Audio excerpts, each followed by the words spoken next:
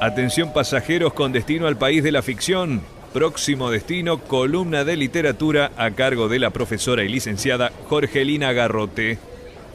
Un viaje con vos, de novela.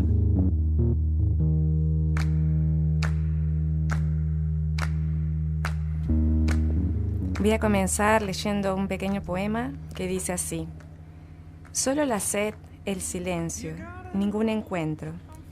Cuídate de mí, amor mío, cuídate de la silenciosa en el desierto, de la viajera con el vaso vacío y de la sombra de su sombra.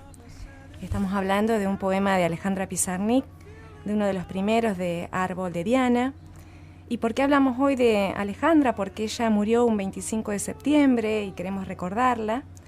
Voy a comentarles brevemente algunas palabras de Yvonne Bordelois, que fue amiga de ella, quien recopiló sus cartas en un texto que se llama Correspondencia Pizarnik.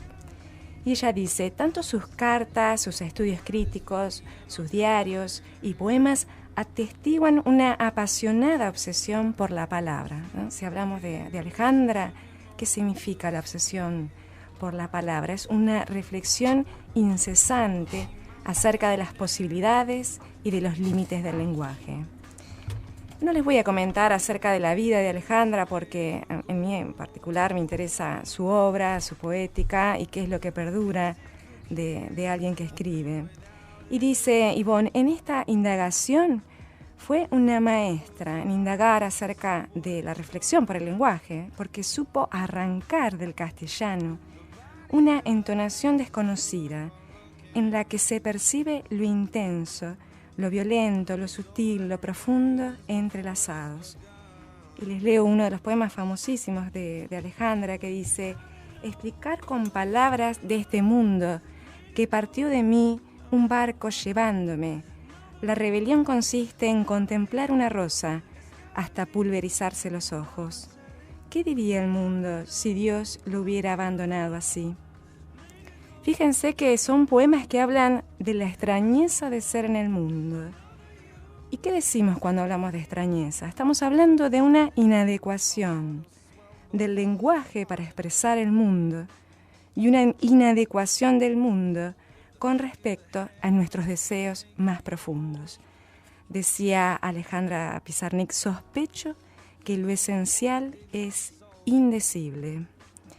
Y de ese sentir trágico deriva el miedo a no ser de este mundo, a no saber qué hacer con ese no ser de este mundo, y asimismo miedo a la locura, miedo a envejecer.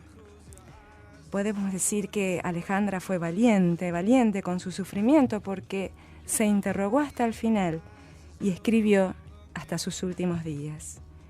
Y les leo un texto breve también, como muchos de los textos de Alejandra, también muy conocido, que dice: entre otras cosas escribo para que no suceda lo que temo, para que lo que me hiere no sea, para alejar al malo. Se ha dicho que el poeta es un gran terapeuta. En este sentido, el quehacer poético implica exorcizar, conjurar y además reparar.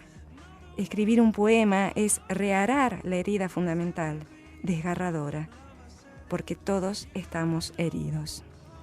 Si hablamos acerca de la ubicación de Alejandra en la poesía argentina, es bastante difícil. Se ha dicho que es una suerte de meteoro, un satélite solitario en la poesía argentina. ¿Y qué leía Alejandra? Sus autores predilectos fueron muchos escritores franceses: Millot, Lautréamont, Vatel. En su mayoría eran surrealistas. Y los seguidores en la poesía argentina: Enrique Molina y Olga Orozco, que fue una gran amiga de Alejandra. También le gustaban los románticos y neorrománticos como Nerval, Hölderlin, Rilke, influyentes también en la poesía argentina de las décadas del 40 y del 60. Podemos decir que el espectro de lecturas y fuentes era inmenso. Ella no se encasillaba ni se encasilló en las modas del momento. En relación con sus ensayos, se dijo que que tuvo una mirada muy crítica, muy singular. Escribió sobre Silvino Campo, sobre Julio Cortázar y Octavio Paz. Podemos decir que Alejandra encarnó a fondo y hasta el final una época de gran vitalidad, la de los años 60, que fue rica en debates culturales, políticos y poéticos. Fue silenciada por los gobiernos de facto después de su muerte. Ella murió en 1972. Y fíjense que recién, a 10 años de su muerte, en 1982, vuelve a publicarse gracias a una recopilación de su amiga Olga Orozco y también de su amiga Becchio, que publicaron en Argentina Textos de Sombra. Y les leo para cerrar un poema que dice así, de Alejandra. Alguna vez, me iré sin quedarme, me iré como quien se va.